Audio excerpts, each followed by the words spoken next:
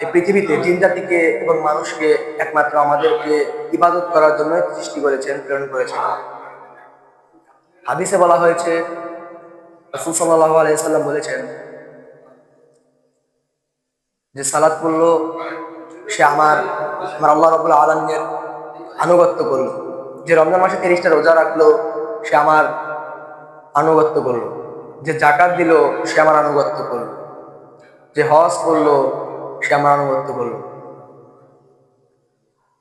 আল্লাহ রাব্বুল আলামিন এই পৃথিবীতে আমাদেরকে সৃষ্টি করেছেন একমাত্র ইবাদত করার জন্য। যখন আমাদেরকে সৃষ্টি করেছিল, যখন আমাদের আদি পিতা আদম আলাইহিস সালামকে সৃষ্টি করা হলো, তখন আদমকে জান্নাতের ভিতরে রাখা হলো। তখন জান্নাতের ভিতরে আদমকে বলা হলো, হে আদম, তুমি জান্নাতের ভিতরে এমন একটা গাছ আছে যে গাছের ফলটা তুমি খেতে পারবে না, খেলে তুমি ক্ষতিগ্রস্তের ভিতরে পড়ে যাবে। আল্লাহ রাব্বুল আলামিন এই কথা বলার পর হযরত আদম আলাইহিস সালাম সেই কথা মেনে নিয়ে তারপর সে জান্নাতের ভিতরে অনুভব করতে লাগলো, নাজ নিয়ামত, ফলমূল যা ছিল সেটা অনুভব করতে লাগলো। তারপর যখন দীর্ঘ কয়েকদিন কেটে গেল, তখন সে ওই গাছের ফলটা খাবে না, তারপরেও শয়তান তাকে ওইদিকে নিয়ে গেল, ওই গাছের দিকে। তারপরে তখন সে ফলটা যখন খেলো, তখন তার কথা মনে পড়ে গেল আল্লাহ রাব্বুল আলামিনের সে কথা, যে আল্লাহ রাব্বুল আলামিন তাকে নির্দেশ দিয়েছিলেন। আল্লাহ রাব্বুল আলামিন তাকে নির্দেশ দিয়েছিলেন যে এই গাছের ফল তোমাকে খেতে বারণ করেছিলাম আমি, কিন্তু তারপরে তুমি খেয়েছো। তখন সে আল্লাহ রাব্বুল আলামিনের কাছে ক্ষমা চাইতে লাগলো যে রাব্বুল আলামিন, আমাকে আপনি মাফ করে দিন, আমি অনেক ভুল একটা কাজ করেছি, আমাকে আপনি মাফ করে দিন। আল্লাহ রাব্বুল আলামিন তাকে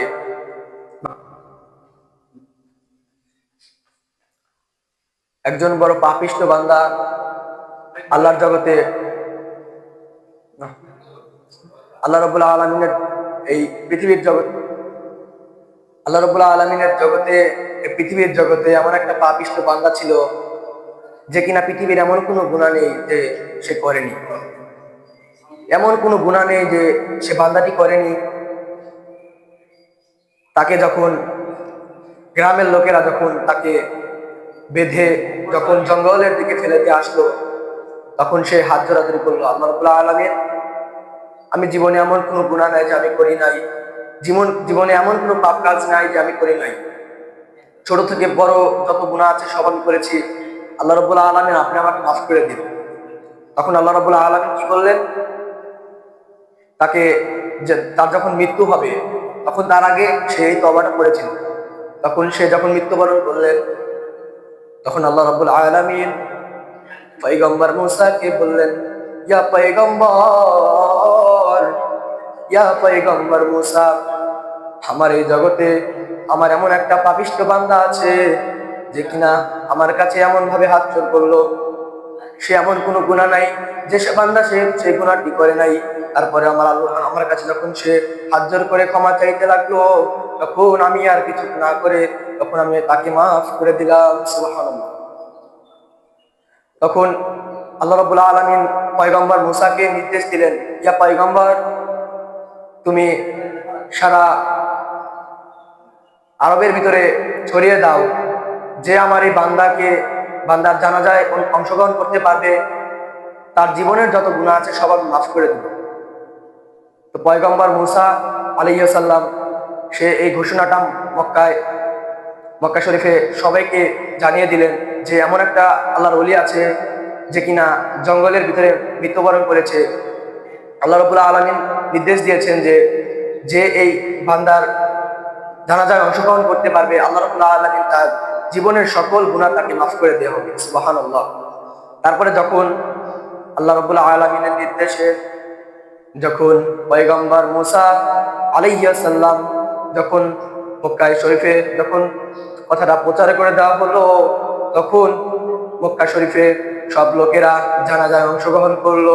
জানাজায় অংশগ্রহণ করার পর তখন দেখলো যে এই লোকটা তো আর কেউ না, এই লোকটা তো ওই আমাদের গ্রামের সেই খারাপ লোকটা যে ছোট বড় সব গুনাহ করেছিল। তখন আল্লাহ রাব্বুল আলামিন বলছেন, ইয়া পয়গম্বর, ইয়া পয়গম্বর, তুমি যাকে দেখছো এই এমন একটা পাপিষ্ঠ বান্দা যে এমন কোনো গুনাহ নাই যে আমার কাছে করে নাই। তারপরে যে তার যখন মৃত্যুবরণের আজরাইল যখন তার সামনে চলে এসেছে, তখন সে আমার কাছে এমন ভাবে চোখের পানি ছেড়ে তওবা করেছে, আমি এত দয়াল, আমি গফুরুর রহিম। আমি তার কথা সব না ভেবে আমি আল্লাহ রাব্বুল আলামিন তাকে বেহেশতের চাবি দিয়ে দিচ্ছি। সুবহানাল্লাহ।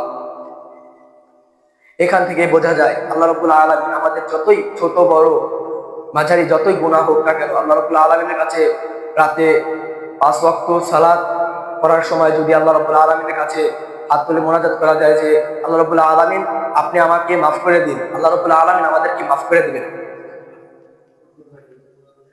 এখানে বলা যায় আল্লাহ রাব্বুল আলামিনের কাছে এমন কোনো জিনিস নাই যে আল্লাহ রাব্বুল আলামিনের কাছে পাওয়া যায় না। আল্লাহ রাব্বুল আলামিনের কাছে এমন কোনো জিনিস নাই যে সেটা পাওয়া যায় না। আর খারাপ লোকদের বিরুদ্ধে যেটা বলার কথা, কি দিয়ে বুঝাবো আপনাকে কবর কত কঠিন, কি দিয়ে বুঝাবো আপনাকে হাসর কত কঠিন। রাসূল সাল্লাল্লাহু আলাইহি ওয়াসাল্লাম বলেছেন, যখন তাকে কবরে নিক্ষেপ করা হবে সারাদিন হাত মাটির নিচে, তখন ফেরেশতা আসবেন, এক ধরনের ফেরেশতা আসবেন, মুনকার নাকির ফেরেশতা, তাকে সওয়াল জবাব করতে থাকবে, মান দীনুকা, তোমার দিনকে। সে যদি উত্তর না দিতে পারে তাকে খুব জোরভাবে আঘাত করা হবে। তারপরে আরেক ধরনের একটা ফেরেশতা আসবে, সে এসে তাকে মারতে থাকবে। যে যে লাঠি দিয়ে মারবে, এক হাদিসে এসেছে আবু হুরায়রা রাদিয়াল্লাহু তাআলা থেকে বর্ণিত, রাসূল সাল্লাল্লাহু আলাইহি ওয়াসাল্লাম বলেছেন যে যে লাঠি দিয়ে তাকে মারা হবে সে লাঠি এই পৃথিবীর গাভীর লেজের মতো হবে, একদিক মোটা একদিক চিকন, একদিক চিকন একদিক মোটা, তা দিয়ে তাকে মারতে হবে। মারার হুকুম আল্লাহ রাব্বুল আলামিন তাকে দিয়েছেন, সে মারবে। যখন মারতে থাকবে তখন সে বলতে থাকবে, আল্লাহ আমি আর এই পাপ কাজ করবো না, আল্লাহ আমাকে তুমি মাফ করে দাও, আল্লাহ তুমি আমার পৃথিবীর জগতে আরেকবার তুমি আমাকে পাঠাও। তখন আল্লাহ রাব্বুল আলামিন বলবেন, না না, তোমাকে পৃথিবীর জগতে আমি একবারই প্রেরণ করেছিলাম, কিন্তু তুমি আমার সেই মূল্যটা বুঝোনি, তুমি তার কারণে তুমি আজকে জাহান্নামের ভাগী হয়েছো। হুঁশিয়ার, এখনো সময় আছে, আল্লাহ রাব্বুল আলামিনের কাছে ফিরে যাই। আমরা যতই অন্যায় করি না কেন আল্লাহ রাব্বুল আলামিন আমাদেরকে মাফ করে দিবেন। আল্লাহ রাব্বুল আলামিনের কাছে আমাদের একটা চাওয়া যে আল্লাহ রাব্বুল আলামিন পবিত্র মাহে রমজান আমাদের সামনে থেকে চলে গেল একটা মাস, এই মাস সামনে আবার নাও পেতে পারি। আল্লাহ রাব্বুল আলামিন আমাদেরকে উত্তম জাযা দান করুক, আল্লাহ আমিন। যখন তাকে কবরে রাখা হবে তখন ওই লাঠি দিয়ে যখন মারা হবে তখন সে আল্লাহর কাছে বলবে, আল্লাহ আমাকে পৃথিবীর জগতে আরেকবার পাঠান, আমি আরেকবার আপনার ইবাদত করবো, আমি আরেকবার আপনার রমজান মাসে 30টা রোজা রাখবো, আমি আরেকবার আমাকে পৃথিবীতে পাঠালে আমি হজ করবো, আরেকবার আমাকে পৃথিবীতে পাঠালে আমি দান করবো, আরেকবার আমাকে পৃথিবীতে পাঠালে আমি। সুতরাং আমাদের যত ছোট বড় মাঝারি গুনাহ থাক না কেন আল্লাহ রাব্বুল আলামিনের কাছে চাইলে আল্লাহ রাব্বুল আলামিন মাফ করে দেবেন। কি দিয়ে বোঝায় আপনাকে কবর কত কঠিন? রাসূল সাল্লাল্লাহু আলাইহি ওয়াসাল্লাম বলেছেন যে হাতুড়ি দিয়ে কবরে মারা হবে, যে মানুষটা, যে ফেরেশতা মারবে, যে ফেরেশতা কানে শোনে না প্রথমত, দ্বিতীয়ত সে চোখে দেখে না, তৃতীয়ত যে যেখানে মারছে সে দেখতে পাবে না, যার কারণে তার মারের পিটানোর গতি তার কমবে না, তার প্রথম বাড়িও যেমন শেষ বাড়িও যেমন। আল্লাহ রাব্বুল আলামিনের কাছে সে বান্দা হাওমা করে কাঁদে, আল্লাহ রাব্বুল আলামিনের কাছে বলবে, ইয়া রব আমাকে আপনি মাফ করে দিন। আল্লাহ রাব্বুল আলামিন বলেছেন, তোমাকে তো পাঠিয়েছিলাম দুনিয়ার জীবনে একবার, কিন্তু তুমি আমার মূল্য দাওনি, তুমি আমার দেওয়া 5 ওয়াক্ত সালাত, তুমি আমার দেওয়া রমজান মাসের রোজা, তুমি আমার দেওয়া যাকাত, এটা তুমি আদায় করোনি, অতএব তোমার নিস্তার জাহান্নাম।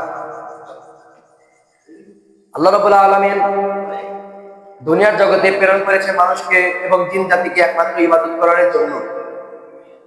এর ভিতরে নামাজের অনেক একটা শিক্ষা রয়েছে। আমরা অনেকেই কালিমা পড়ি অথচ নামাজ পড়ি না। এরকম মানুষ দেখা যায় আমাদের গ্রামাঞ্চলে প্রায় শতকরা 100%-এর ভিতরে 90% মানুষই এটা তা সত্য, যারা কিনা কালেমা পড়েছে ঠিকই কিন্তু সালাতের নামে খবর নেই, জাকাতের নামে খবর নেই, হজের নামে খবর নেই, দান খয়রাতের নামে খবর নেই। তার লক্ষ লক্ষ টাকা আছে কিন্তু সে দান খয়রাত করে না। অতএব আল্লাহ রাব্বুল আলামিনের কাছে ফিরে যেতে হবে। আমাদের দুনিয়ার জীবন থেকে সরে যেতে হবে। দুনিয়ার জীবন 1 থেকে 2 দিন, দেখতে দেখতে প্রায় কেটে গেল। আজ দেখছেন আপনার বয়স 10, কালকে কালকে আবার হবে 20, তারপরে দেখবেন 20, তারপর দেখবেন 40, তারপরে দেখবেন 40, তারপর দেখবেন 60। এমন ভাবে আল্লাহ রাব্বুল আলামিন আপনার জীবন থেকে কখন আপনাকে আজরাইল আলাইহিস সালামকে পাঠিয়ে দিবেন যে তার জানটা কবজ করে নাও, আমরা সুতরাং কেউ জানি না। সুতরাং হুঁশিয়ার হয়ে যায়, আমরা আল্লাহ রাব্বুল আলামিনের দরবার ফিরে আসি। আল্লাহ রাব্বুল আলামিন আমাদের সেই তৌফিক দান করুক। আল্লাহুম্মা আমিন।